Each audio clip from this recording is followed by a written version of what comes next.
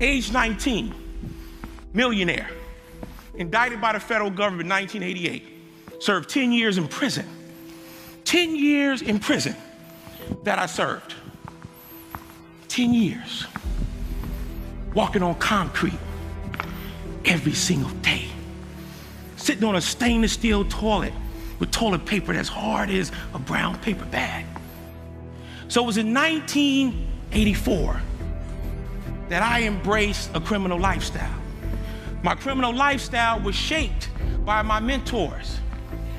I wanted more for my mother. I wanted more for my sister. And I decided that this was the way for me, which was the meal ticket for tens of thousands of young men of color in inner city communities across America. I was one of those guys. And it's not something that I'm proud of, but you always have to go back to the beginning of how it began. I made up to $35,000 a week in my heyday. But one thing that I wasn't able to see, because I had the blinders on. When you grow up in poverty, the front lobe that many of these intellectuals talk about that goes undeveloped, it doesn't allow you to see the world through the eyes of people who have been exposed, who have had access to the American dream.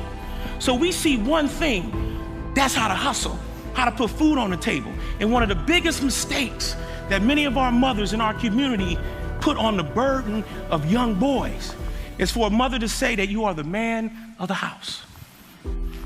When a mother tells you that you are the man of the house at 7 to 8 years old, every boy wants to help his mother. Every boy doesn't like to see his mother abused, doesn't like to see his mother going through various challenges in life. So they called me a hustler back in the days. When I was on the street, I understood marketing. I understood branding. I knew how to manage a diverse workforce. I had gang members following me, like any CEO, any leader, or great manager of a company. When you're a great leader, you have vision. And when you have vision, it becomes very addictive. People want to be a part of that. Like tens of thousands of young people on the street. The one thing that no one ever saw in me, they didn't know how to flip my gift of gab. They didn't know how to flip the ability that I was a #1 newspaper boy when I was 8. I had the #1 candy seller route when I was a little boy. But no one saw that. Because my mother was blind. It's not that she was uneducated, she was miseducated. So no one was able to say, Jeffrey, what do you want to be when you grow up? No one saw that in me.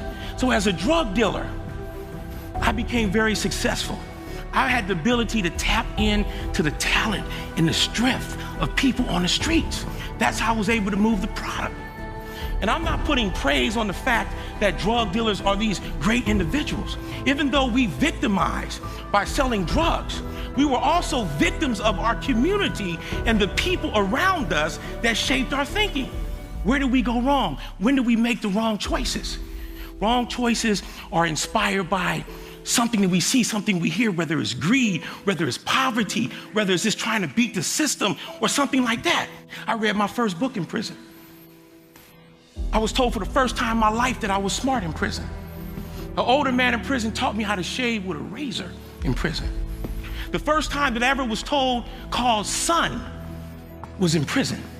But not only did that begin to get me to see myself different, I became the same analyst that I was on the streets. See, I was in the federal system. I was in prison with some of the brightest minds on the universe. Stockbrokers, presidents and CEOs of corporations, judges, lawyers, former DEA agents. I began to build the relationships with them. I became an intellectual jacker. I robbed them for knowledge. I learned to cook in prison. I found my gift. The gift was cooking. Never knew that in my life. When I came home from prison in 1996, they told me I couldn't get a job and I wouldn't get a job. Well, I proved them wrong. I went in as a dishwasher.